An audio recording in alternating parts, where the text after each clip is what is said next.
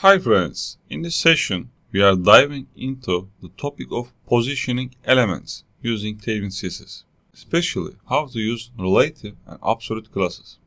So I have two divs. I open my first div and then I have second div. Here the outer div that acts as a parent, and we place div inside it. We assign the class relative to the parent. Here I come here. I say I open classes. I say relative. Okay. And then for inner div, I say absolute class. It gives position absolute. So this setup allows us to position the child element in relation to parent, not the whole page. Okay. So inside the outer div, we can also include some things. For example, I come here, I open my p tag, I say relative parents. And then inside the child div, I open my p tag, I say absolute child. Alright. So let's see how it looks like. Relative parent and absolute child. Okay, so let's give some CSS. I come here, I give background color BG amber 500, for example.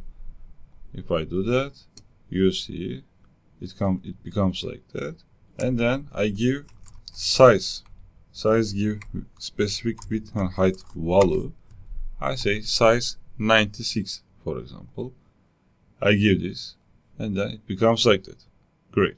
So after that, I come here, I right click and inspect. You see I have absolute div here. I can position it using top, left, bottom, right keyword. For example, I want to take it to the right. How can I do that? I come here, I say right 0, for example. When I do that, it comes here. When I say top 0, you see it comes to here. When I say bottom 0, I cancel top 0, I say bottom 0, it comes to the bottom and it comes to the right 0. I hope you understand the logic. I can position it using right, top, left, bottom keywords. Okay, so the Tailwind class is the same. I can say top 0 and then right 0. Alright, let's refresh my page. It comes to here. I hope you understand the position logic. See you in the next lesson.